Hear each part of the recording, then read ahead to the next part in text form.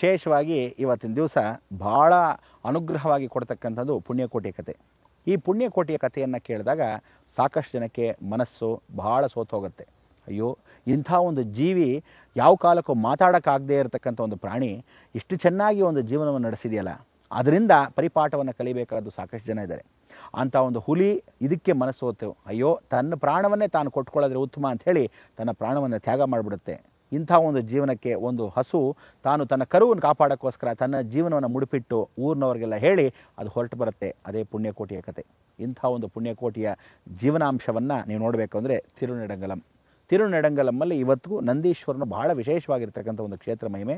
ಇಲ್ಲಿ ಜಗತ್ತಲ್ಲಿ ಎಲ್ಲರೂ ನೋಡಿದ ಹಾಗೆ ನಂದಿ ಒಳಗಿನ ಸ್ಥಳಂ ಅಂತ ಕರಿತೀವಿ. ಆ ನಂದಿ ಒಳಗಿನ ಸ್ಥಳದಲ್ಲಿ ಇಲ್ಲಿ ಎಲ್ಲ ನಂದಿಗಳು ವಿಶೇಷವಾಗಿ ಬರ್ತಕ್ಕಂಥದ್ದು.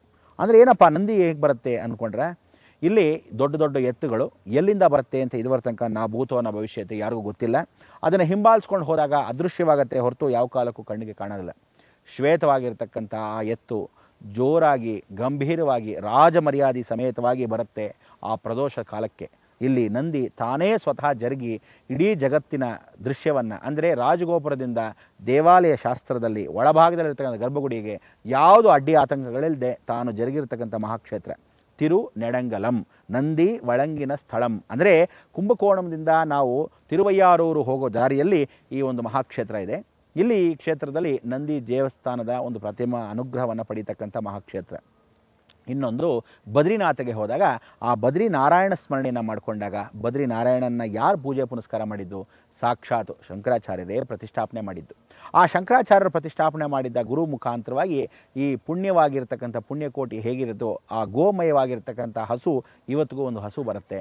ಆ ಹಸು ಬಂದಿರತಕ್ಕಂಥದ್ದು ಹಾಲನ್ನು ಕರೆದು ತನಗೆ ತಾನೇ ಆ ಹಾಲನ್ನು ಪಾತ್ರೆಯಲ್ಲಿ, ಅಂದರೆ ಬೆಳ್ಳಿ ಬಟ್ಲಿಡ್ತಾರೆ, ತನಗೆ ತಾನೇ ಕರೆದು ಯಶೋ ಕೀರ್ತಿ ಸ್ವರೂಪವಾಗಿ ಇದು ಬಂದು ಯಾರಾದ್ರೂ ಕರಿಬೇಕು ಅಂತಿಲ್ಲ, ತನಗೆ ತಾನೇ ಕರೆದು ಹೊಟ್ಟೋಗಿರುತ್ತೆ. ಆ ಹಸು ಹೋಗ್ತಾ ಇರೋದಾಗಲಿ ಬರೋದಾಗಲಿ ಎಷ್ಟೋ ಜನ ನೋಡ್ತಾರೆ, ಆದರೆ ಎಲ್ಲಿ ಹೋಗುತ್ತೆ ಹೇಗೆ ಬರುತ್ತೆ ಅಂತ ಇದುವರ ತನಕ ನಾವು ಭೂತವನ ಭವಿಷ್ಯತೆ ಯಾರಿಗೂ ಕಂಡಿಲ್ಲ. ಎಷ್ಟೋ ಋಷಿ ಮುನಿಗಳು ಜ್ಞಾನ ಮುಖಾಂತರವಾಗಿ ನೋಡಿದವ್ರಿಗೆ ಮಾತ್ರ ಇದನ್ನು ಗೊತ್ತಾಗುತ್ತೆ. ಸಾಕ್ಷಾತ್ ಕೈವಲ್ಯ ನಾರಾಯಣನಾಗಿರ್ತಕ್ಕಂಥ ಅನುಗ್ರಹ. ಅದಕ್ಕೆ ನಾರಾಯಣ ಸ್ಮರಣೆ ಮಾಡಿಕೊಂಡಾಗ ಪರಮೇಶ್ವರನ ತಾನು ಪೂಜೆ ಮಾಡ್ತಾನೆ, ಪರಮೇಶ್ವರನ ಸ್ಮರಣೆ ಮಾಡಿದಾಗ ನಾರಾಯಣ ಈಶ್ವರನ ಪೂಜೆ ಮಾಡ್ತಾನೆ.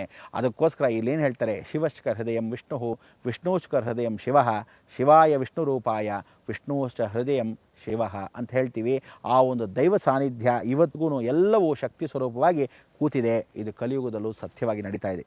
ಈ ಬದ್ರಿನಾರಾಯಣ ಕ್ಷೇತ್ರದಲ್ಲಿ ಹಸುವು ಹಾಲು ಕೊಟ್ಟಿರೋದನ್ನ ಅಭಿಷೇಕವನ್ನು ಮಾಡಿ, ತದನಂತರ ಒಂದು ಚೂರು ಹಾಲು ತೊಟಕದೇ ಇದ್ದ ಹಾಗೆ ಆ ಪೂರ್ತಿಯಾಗಿ ಇರತಕ್ಕಂಥ ಹಾಲನ್ನು ಒಂದು ಪಾಣಿವಟ್ಟಲ್ಲಿ ಹಾಕಿ ಶಂಕು ಮುಖಾಂತರವಾಗಿ ಪ್ರತಿಯೊಬ್ಬರಿಗೂ ಕೊಡ್ತಾರೆ.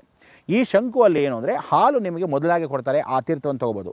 ಅದೇ ಶಂಕು ಒಳ್ಳೆ ಹಾಕಿ ಕೊಡ್ತಾರೆ. ಅದೇ ಹಾಲನ್ನು ನೀವು ಕುಡಿದಾಗ ನೋಡಬಹುದು, ಅಮೃತ ಕುಡಿತಾ ಇದ್ದೀವಾ, ಸಕ್ಕರೆ ಹಾಕಿದಾರ, ಸಣ್ಣ ಶಂಕುವಲ್ಲಿ ಇಷ್ಟೊಂದು ಹಾಲಿಡಿಸತ್ತಾ ಅಂದರೆ ಅದು ಒಂದು ದೈವ ರಹಸ್ಯ. ಆ ದೈವ ರಹಸ್ಯವಾಗಿರ್ತಕ್ಕಂಥ ಶಂಕು ಸಾಕ್ಷಾತ್ ಯಾರೋ ಪರಮಾತ್ಮನ ಕೃಪಾಕಟಾಕ್ಷ. ಇವನು ಪುಣ್ಯಕೋಟಿಯಾಗಿರ್ತಕ್ಕಂಥ ಹಸು ಹೇಗೆ ನೆನೆಸ್ಕೊಳ್ತೀವಿ ಅದೇ ರೀತಿಯಾಗಿರ್ತಕ್ಕಂಥ ವಾಮನ ಅವತಾರದಲ್ಲಿ ಸಾಕ್ಷಾತ್ ಬಲಿಚಕ್ರವರ್ತಿಗೆ ಕೊಟ್ಟಿರತಕ್ಕಂಥ ಶಂಕು. ಆ ಶಂಕುವನ್ನು ಸ್ಮರಣೆ ಇವತ್ತಿಗೂ ಮಾಡ್ತಾರೆ, ಅದರಲ್ಲೇ ಅಭಿಷೇಕವನ್ನು ಮಾಡ್ತಾರೆ. ಆ ಶಂಕುವಲ್ಲಿ ಇಷ್ಟೂ ಹಾಲು ಹಿಡಿಸತ್ತೆ, ಅದೇ ವೈಶಿಷ್ಟ್ಯತೆ. ಸಣ್ಣ ಶಂಕು ಕೈ ಹಿಡಿಯಷ್ಟು, ಆದರೆ ಹಾಲು ಎಷ್ಟೋ ಗಾತ್ರವಾದ ಹಾಲು. ಅಂದರೆ ಸುಮಾರು ನಿಮಗೆ ಲೆಕ್ಕ ಹಾಕಬೇಕು ಅಂದರೆ ಒಂದು 5 ಲೀಟರ್ ಹಾಲು ಒಂದು ಶಂಕುವಲ್ಲಿ ಹಾಕಿದ್ರು ಸಹ ಎಲ್ಲೋ ಜಾಗವಿಲ್ಲದೆ ಇದ್ರೂ ಆ ಶಂಕು ಒಳಗೆ ಸೇರುತ್ತೆ. ಅಷ್ಟೂ ಹಾಲು ಅದನ್ನು ಅಭಿಷೇಕಪೂರ್ವಕವಾಗಿ ಕೊಡ್ತಾರೆ, ಪ್ರಸಾದವನ್ನು ಸ್ವೀಕರಿಸ್ತಾರೆ. ನೋಡಿ, ಇದು ಕಣ್ಣು ಮುಂದೆ ಕಾಣ್ತಕ್ಕಂಥ ಒಂದು ದೃಶ್ಯ, ಪವಾಡವಲ್ಲ, ಸತ್ಯ. ಆದ್ದರಿಂದ ಇಂಥ ಒಂದು ದೈವ ರಹಸ್ಯವಾಗಿರ್ತಕ್ಕಂಥ ಮಹಾಕ್ಷೇತ್ರದ ಈ ಪುಣ್ಯಕೋಟಿಯ ಹಸುವನ್ನು ಎಷ್ಟು ಸಂರಕ್ಷಣೆ ಮಾಡ್ತೀವಿ. ಇವತ್ತಿನ ದಿವಸ ಆ ಗುರು ಹಿರಿಮೆಯನ್ನು ಸ್ಮರಣೆ ಮಾಡ್ಕೊತೀವಿ, ಭಾಳ ವಿಶೇಷ. ಹಸು ಪೂಜೆ ಮಾಡಬೇಕಾದ್ರೆ ಹೇಗೆ ಪೂಜೆ ಮಾಡಬೇಕು? ಸಾಯಂಕಾಲದಲ್ಲಾಗಲಿ ಬೆಳಗ್ಗೆ ಆಗಲಿ ಪ್ರಾತಃ ಕಾಲದಲ್ಲಿ ನೀವು ಎದ್ದ ತಕ್ಷಣ ಹಸು ಮುಖ ಯಾವ ಕಾಲಕ್ಕೂ ನೋಡಬಾರ್ದು. ಬೆಳಗ್ಗೆ ಎದ್ದ ತಕ್ಷಣ ನೀವು ನೋಡಬೇಕಾದ್ದು ಹಸು ಬಾಲನ್ನು. ಆ ಬಾಲದಲ್ಲಿ ಸಾಕ್ಷಾತ್ ಲಕ್ಷ್ಮಿ ವಾಸವಾಗಿರ್ತಾಳೆ, ಬಾಲದ ತುದಿಯಲ್ಲಿ ಸಾಕ್ಷಾತ್ ಶನೇಶ್ವರನು ವಾಸವಾಗಿರ್ತಾನೆ. ಕರ್ಮಸ್ಥಾನಾಧಿಪತಿ ಶನಿಯು ತನ್ನ ಕಾದುಗಳನ್ನು ಇಟ್ಟಿರ್ತಾನೆ ಆ ಕೊನೆಯ ಬಾಲದಲ್ಲಿ, ಅಂದರೆ ತುದಿಯ ಬಾಲು ಅಂಚಿನಲ್ಲಿ. ಆದರೆ ಮುಂಭಾಗದಲ್ಲಿ ತಲೆಯ ಭಾಗದಲ್ಲಿ ರುದ್ರ ಸಂಭೂತನಾಗಿ ಶನಿ ಮುಖವಾಗಿ ಕೂತಿರ್ತಾನೆ. ಅದಕ್ಕೆ ಹಸುವ ಮುಖವನ್ನು ನೋಡಬಾರ್ದು.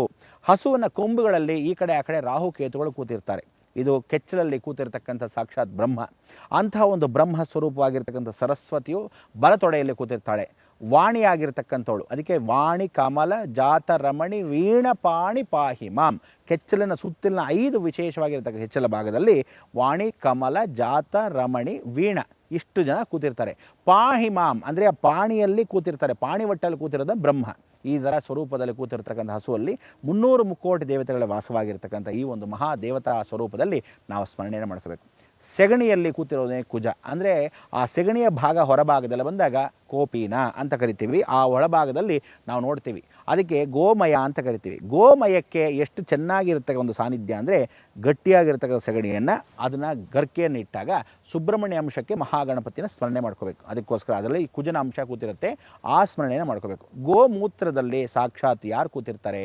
ಯಮದೂತರ ಕೂತಿರ್ತಾರೆ ಅಂತ ಹೇಳ್ತಾರೆ. ಅದಕ್ಕೆ ಅದನ್ನು ಕುಡಿದಾಗ ಮೃತ್ಯು ಕೂಡ ಹತ್ತಿರ ಬರಲ್ಲ. ಸರ್ವವ್ಯಾಧಿ ಗುಣಾರ್ಥಂ, ಯಾವುದೇ ಒಂದು ವ್ಯಾಧಿ ಬರೋದಿಲ್ಲ.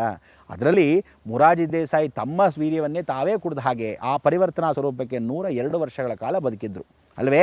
ಅಂದರೆ ಜೀವನಾಂಶದಲ್ಲಿ ಒಬ್ಬ ಮನುಷ್ಯ ಅಂಥ ಒಂದು ದೈವತತ್ವ ಅವನಲ್ಲಿ ಇರಬೇಕಾದ್ರೆ ಹಸುವಲ್ಲಿ ಇನ್ನೆಷ್ಟು ಗುಣಗಳಿರುತ್ತೆ. ಅದಕ್ಕೆ ಇವತ್ತಿನ ದಿವಸ ನೋಡಿ, ಮೊದಲಿಂದ ನಾವುಗಳು ಹೇಳ್ಕೊಂಡು ಬಂದ ಒಂದು ಸನಾತನ ಧರ್ಮದಲ್ಲಿ ಎಷ್ಟು ಜನ ಗೌರವ ಕೊಟ್ಟಿದ್ರೋ ಇಲ್ವೋ, ಇವತ್ತಿನ ದಿವಸ ವಿದೇಶದಿಂದ ಬಂದು ಈ ಗೋಮೂತ್ರವನ್ನು ಸಾವಿರಾರಲ್ಲ ಲಕ್ಷಾಂತರ ರೂಪಾಯಿಗೆ ಮಾರ್ತಾರೆ.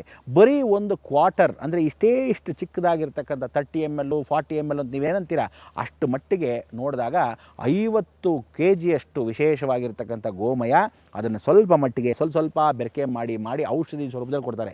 ಒಂದು ಬಾಟಲ್ಗೆ 25,000 ರೂಪಾಯಿಗೆ ಹೋಗುತ್ತೆ ವಿದೇಶಕ್ಕೆ. ಅದು ಏನೋ ಸೆಂಟ್ ಹಾಕಿ ಇದು ಬಹಳ ವಿಶೇಷ ಅಂತಾರೆ.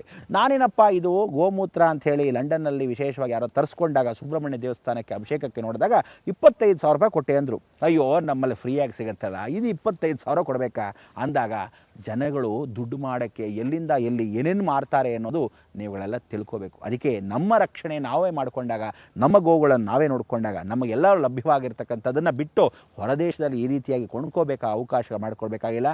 ನಮ್ಮ ಸಂಸ್ಕಾರಗಳು ಹೊರದೇಶಕ್ಕೆ ಮಾರಬೇಕಾಗಿಲ್ಲ. ನೀವು ಸಣ್ಣದಾಗಿ ವಿರಾಮ ತಗೊಂಡ್ರೆ ಸಾಕಷ್ಟು ವಿಚಾರ ಮಾತಾಡಬೇಕು. ಧರ್ಮ ಚಿಂತನೆ ನೀವು ಮಾಡಬೇಕು. ಏನಕ್ಕೆ ಅಂತ ತಿಳ್ಕೊಳ್ಳಿ.